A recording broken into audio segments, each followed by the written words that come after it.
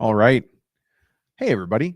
We're going to talk about today why some shops run smoothly and others are already and always in chaos. So I don't know if you've got a shop that feels like it's always in chaos and you're trying to figure out why other shops are running better than yours, but let's start to pick that apart today.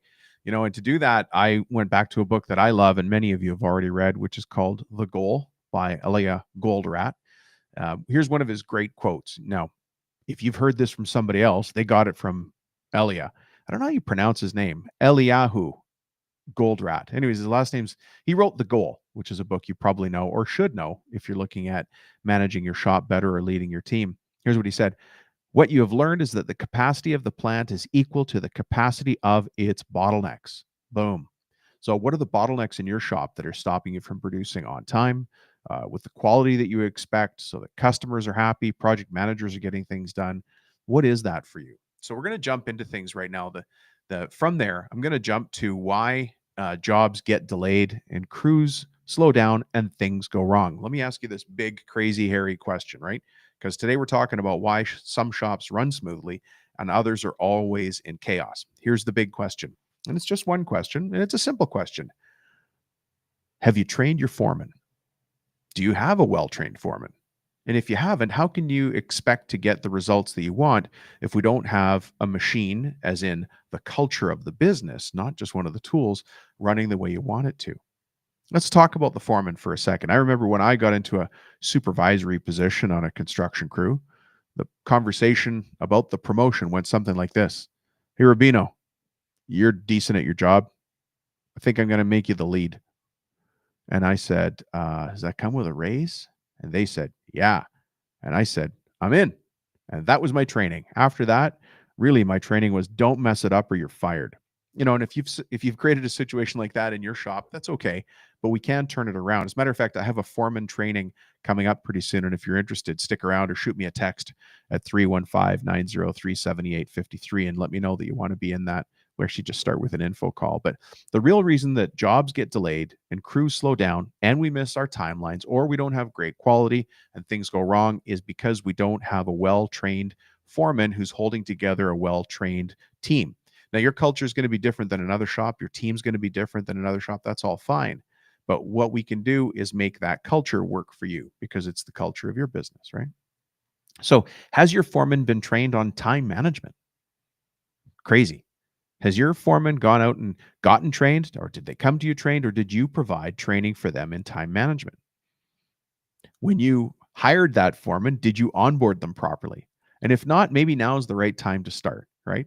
And for a lot of us, we don't onboard because we hire somebody, we want to push all that work to them, and then we've got to get onto the more important tasks in our mind. The more important tasks of putting out all the fires, right? But your foreman is there to run that crew, and the foreman walks a very fine line, as you know, right? Because most of you that are listening to this or watching this right now, you started the same way I did. Somebody tapped you on the shoulder and said, "Hey, you're pretty good. Do you want to be the foreman? Do you want to be the supervisor? Do you want to be the crew lead? Right? Do you want to run the finishing department, assembly, whatever it is, install?" But we never got that formal training. We had to learn the hard way. How many employees got wasted because we didn't have management skills? We didn't have leadership skills. There wasn't a cohesive team. Back to my point, the foreman walks a really interesting fine line all the time. They have to be able to walk into the office and clearly explain to the people in the office, the owner or the GM, what the floor needs, what production needs. Then they also have to go out on the floor and clearly explain to everybody on the floor or in production or in install what the office needs. It's a very unique position. There's no one else really in the company that has to do that. And that's why we need to support the foreman to make those things happen, right? There's a, there's a place you get to when you have a really good, strong foreman, where a strong foreman can fix 80% of the daily problems without needing to run back to you as the boss all the time. Here's a couple of the things that they need: a good team with a solid culture and consistent management, like a consistent management style. Let me point something out to you. This again goes back to the book by Elia Goldratt called The Goal.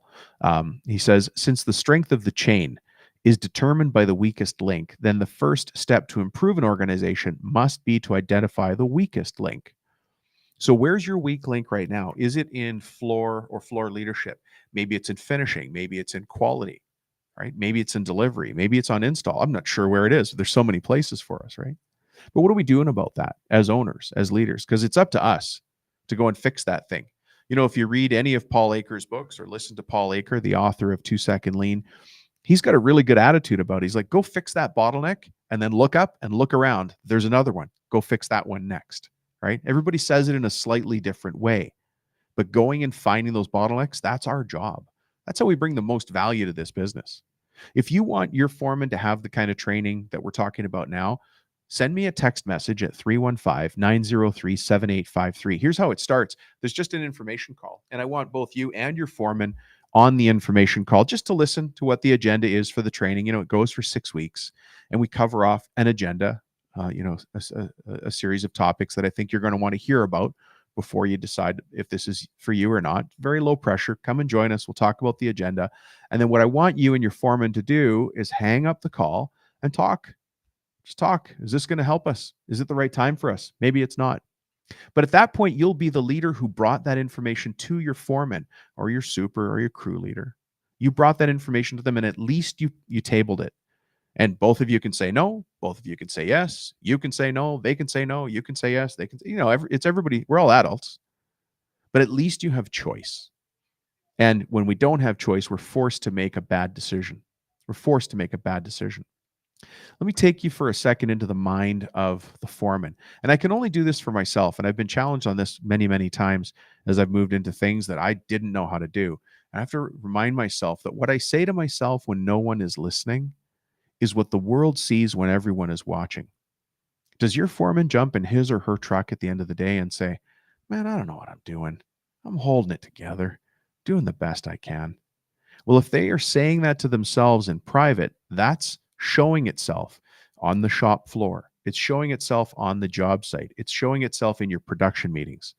And that's up to you. It's a cry from them to you to lean in and give them the tools they need. I think you'd enjoy being in something like foreman training, or get them some sort of leadership training. And if you haven't found leadership training specifically for cabinetry and millwork, then at least come to the free information call and find out about this, right? Anyways, let me get back to what we were talking about. How a strong foreman can fix 80% of daily problems without needing the owner to be there all the time. Some of you who've worked with me before or listened to the podcast know about the 1-3-1 method. That's a really easy management tool to help you identify the real problem, get the person involved in figuring out the solution so you don't have to do it all the time, right? But what that is having really good communication. What that is about training our people. And what it means for you is time and profits and sanity as a business owner. Do you ever wonder why some guys and gals in your town run multiple companies and make it look easy? And you might find yourself struggling to run one company. What is it that they're doing different? What did they learn at their kitchen table that you didn't get taught at your kitchen table as a kid? Well, those kinds of tools are all around you. You just have to know where to go to look for them and then decide to take advantage of them. You know what? I'll stop here. But if you are thinking about running your shop better and you realize you need some support and training for your foreman, or you are the foreman in your shop, then get in touch with me. My cell phone number is 315-903-7853, and just say foreman training. And then you shoot me that text and I'll send you back the invitation to the information call. The information call is only half an hour. It's 30 minutes. It's very low key. I'm just going to run through the agenda, answer any questions that anybody has on the line. Then we hang up the call, and it's up to you to decide whether you want to be in the training or not. It's about the easiest I can make it, but I do want to make it. I'm trying to create a situation here where you have a leadership opportunity to get buy-in from your foreman to be in this thing or not. That's where we need to start. Anyways, thanks for checking in. I'll have a couple more of these information meetings happening here live. And then the goal of that is to get you to join us on the info meeting so you can make the decision there. Have a great day, folks. Thanks for checking in.